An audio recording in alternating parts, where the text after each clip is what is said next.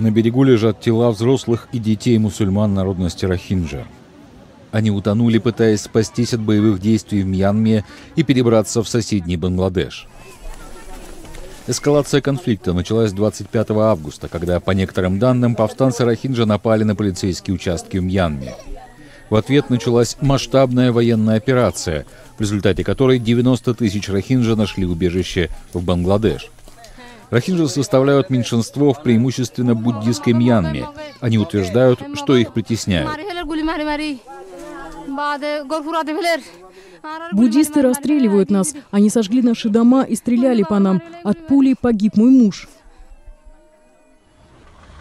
Межэтническая напряженность в штате Ракхайн на северо-западе страны не прекращается уже много лет. В феврале этого года ООН обвинила военных Мьянмы в массовых убийствах и изнасилованиях рохинджа.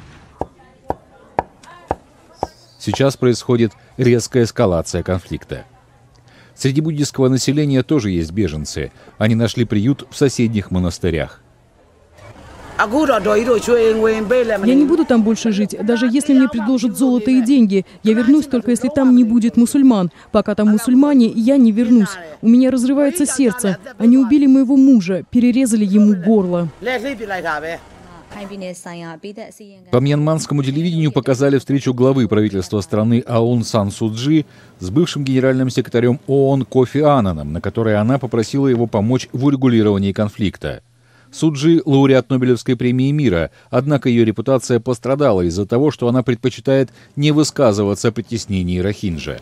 Аннан заявил, что виновные в кровавых преступлениях должны предстать перед судом.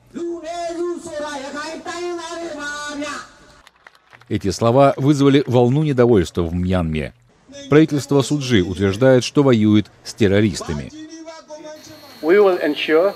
Мы добьемся того, чтобы все, кто участвует в террористической деятельности, а также ее финансировании и планировании, предстали перед судом.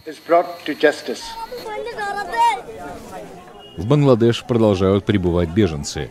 По некоторым данным, десятки тысяч рохинджа собрались на границе со стороны Мьянмы, там, где не затихает насилие.